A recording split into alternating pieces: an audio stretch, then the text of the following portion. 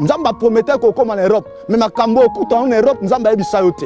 Nzamba ko promettait ma bénédiction. Alobi ka pambola yo. Ma ko ebisoto nzela ni bénédiction ekoya. Oh Nzamba pas mon tout comprendre nga. Il y a pas kana sans désert. Désert c'est un passage obligé. Nzamba yebaki ke Moka Philistin na kana ça tout près. Dans quelques kilomètres, dans quelques jours, bako koma. Mais Nzamba mignon pas. Shalom, shalom.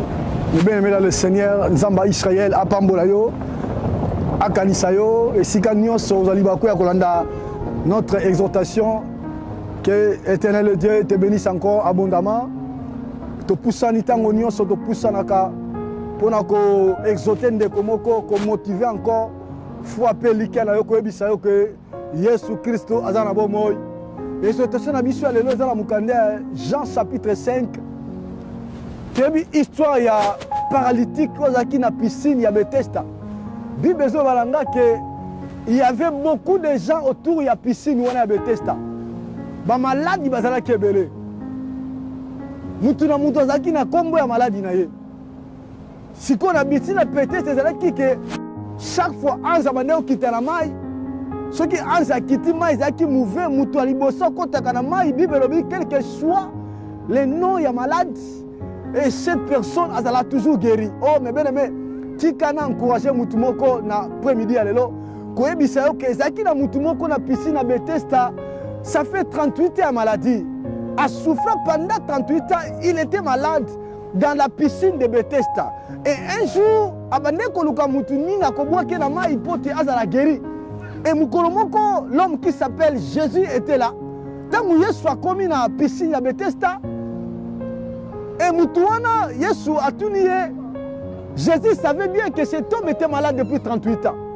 Mais Yesu a tout nié. Osana posa, nasana nini, osana posa nini. Et puis, paralytique a dit que Nazana Moutouté pas boire kanga na mai. Oh, mais bien aimé. Paralytique, on a quitté que Moutou a zotou naye, azam Moutou ya bateau, bazanga bateau. Celui qui était Jésus, il était capable de communiquer qu'il savait 5 à côté de la maille. Mais qu'est-ce qui s'est passé? Jésus a dit que prends ton lit et marche. À partir de là, paralytique ou à télémi pour Biki. Allons directement dans la piscine à Bethesda. Mais l'autre et tungisi minga mingi na Bible na passage oyo et ça na Jean chapitre 5 verset 14. Bible dit na bisonini. Depuis Jésus se trouva dans le temple et lui dit: voici tu as été guéri. Ne pêche plus de peur qu'il ne t'arrive quelque chose de pire.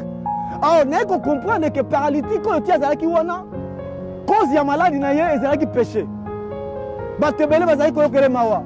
Ah, pourquoi muto ou na maladie pendant 38 ans? Peut-être que ça yo me bien. Batebele bazali ko mawa. Pour la situation de vivre, pour la humiliation, pour la kozanga. Mais nzoka nde et ko ikoza la paix yo za OK, il y a problème na yo. Batebele bazali ko mawa. 38 ans malade, quelle souffrance. Mais dans le verset 14, tu peux comprendre que cause il y a paralytique, il y a qui péché. Il y a qui péché, ça a des conséquences. La vie à cause il y a des péchés. La Bible déclare, la Bible dit que Moutounio Sosa assume qu'il a privé de la gloire à Zam. Tous son péchés sont privés de la gloire de Dieu. Bible zo balangai mwana mobali Yesu ebisi voilà tu étais guéri ne pêche plus.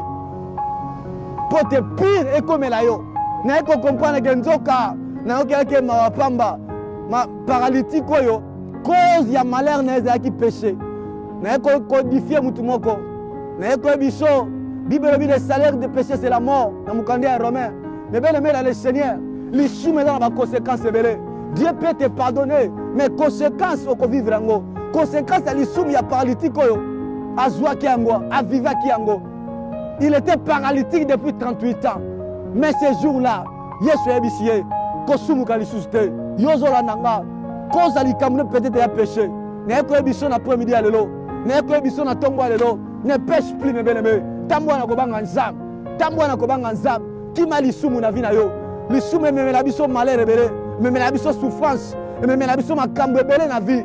À cause du péché, moi, je suis paralysé depuis 38 ans. Mais il faut encourager Qui m'a l'issue, mes bien-aimés?